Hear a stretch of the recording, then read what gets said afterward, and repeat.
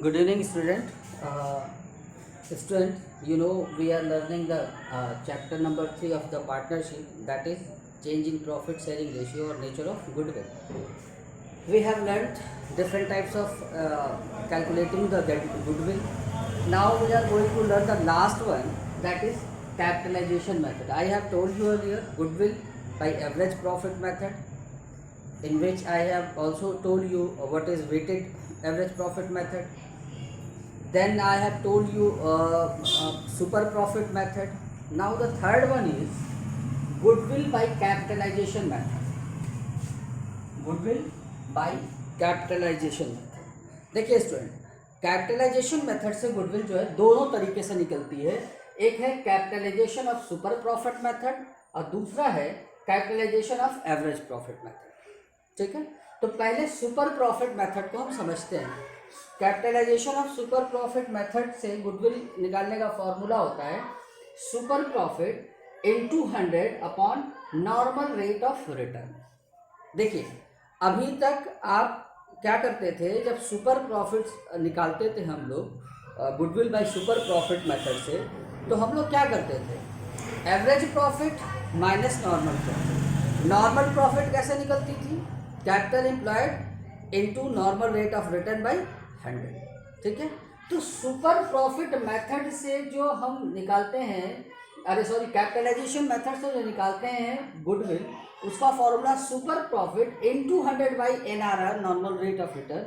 Actually ये क्या होता है, कैपिटलाइजेशन मेथड वो ये बताता है कि जो सुपर प्रॉफिट है वो कितने रुपए के इन्वेस्टमेंट पे आई है. इसीलिए देखिए, इसको जस्ट अपोजिट करते हैं, 100 से मल्टीप्लाई करते हैं और NRR से डिवाइड करते हैं, नॉर्मल रेट ऑफ रिटर्न से डिवाइड करते हैं.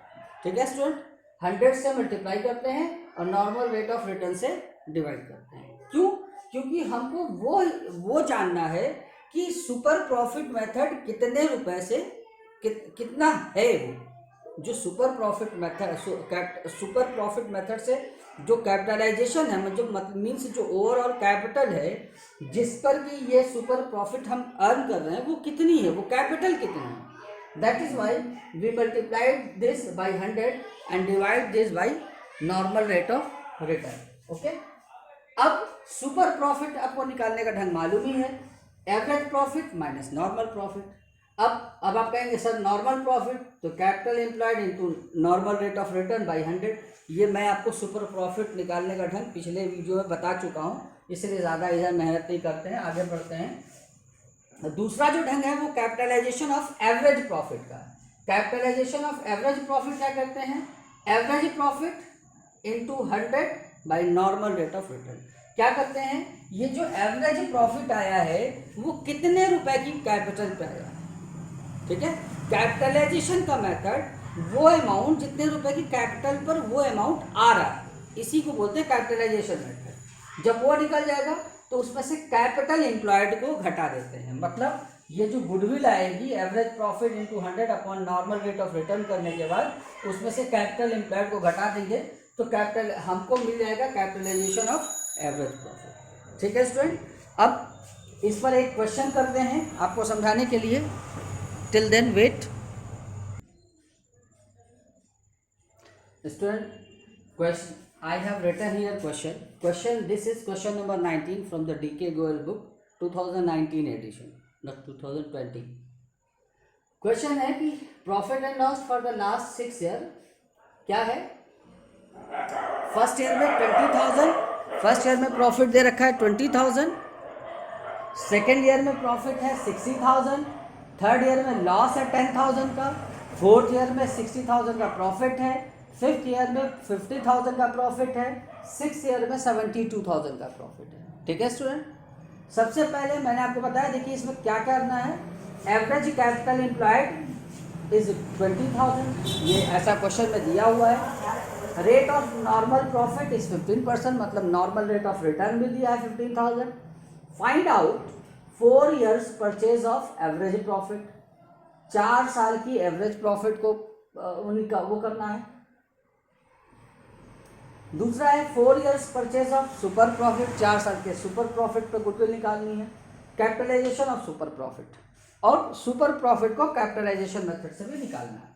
देखिए सबसे पहले हमने क्या किया, एवरेज प्रॉफिट के लिए सारे सबको जोड़ा, बीच में एक लॉस है इसको घटा देंगे, बाकी 20, 60, 80,000, 80,000 और 60,000, 1,40,000 और 50,000, 1,90,000 और 72,000, तो 2,52,000, 2,62,000 और इसमें से 10,000 माइनस करेंगे तो 2,52,000 आ जाएगा। डिवाइडेड बाई जब 6 करते हैं हम तो एवरेज प्रॉफिट आ जाता है हमारा 42,000 का। क्या आ जाता है एवरेज प्रॉफिट 42,000 का।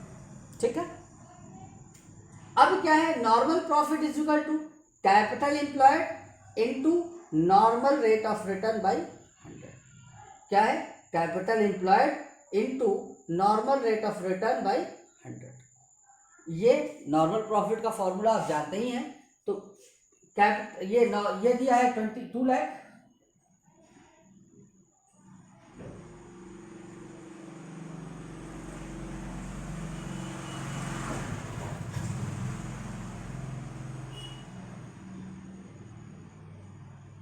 ठीक है। कैपिटल एम्प्लॉयड है 2 लाख, 2 लाख का 15% इज इक्वल टू 30,000। ठीक है, ये है, ये क्या आ गया नॉर्मल प्रॉफिट। सुपर प्रॉफिट का फॉर्मूला क्या होता है, average profit minus normal profit. Average profit आया है 42,000 और नॉर्मल प्रॉफिट कितना है 12,000। हमने एवरेज प्रॉफिट और नॉर्मल प्रॉफिट पे पिछले वीडियो में बहुत अच्छे से डिस्कस किया था। अब देखिए इसका आंसर निकालते हैं। सबसे पहले इन्होंने कहा 4 year purchase of average profit, तो 42,000 एवरेज प्रॉफिट है, इसका 4 ईयर परचेज मतलब 1,68,000। फिर कहा इन्होंने 4 years purchase of super profit, तो सुपर प्रॉफिट आया 12,000, average profit minus normal profit is equal to super profit 12,000 into 4 is equal to 48,000। फिर है कैपिटलाइजेशन ऑफ सुपर प्रॉफिट, तो देखिए कैपिटलाइजेशन ऑफ सुपर प्रॉफिट का मैंने फॉर्मूला बताया, super profit into 100 by upon normal rate of return. तो super profit है 12,000 into 100 upon normal rate of return कितना है 15%। तो 15 से जब हमने डिवाइड किया तो 800 इंटू 100 इज इक्वल टू 80,000। यह आ गया आपका कैपिटलाइजेशन ऑफ सुपर प्रॉफिट। ठीक है स्टूडेंट, बस आपको फिर से मैं एक बार बता दूं, कैपिटलाइजेशन अगर गुडविल को कैलकुलेट कर रहे हैं बाय कैपिटलाइजेशन मेथड तो 2 मेथड है, एक कैपिटलाइजेशन ऑफ एवरेज प्रॉफिट, एक कैपिटलाइजेशन ऑफ सुपर प्रॉफिट। ठीक है, बस जो नेट आरआर था जिसको normal rate of return by 100 करते हैं उसको 100 by normal rate of return कर देंगे। ठीक है, आई होप कि आपको समझ में आया होगा। Thank you.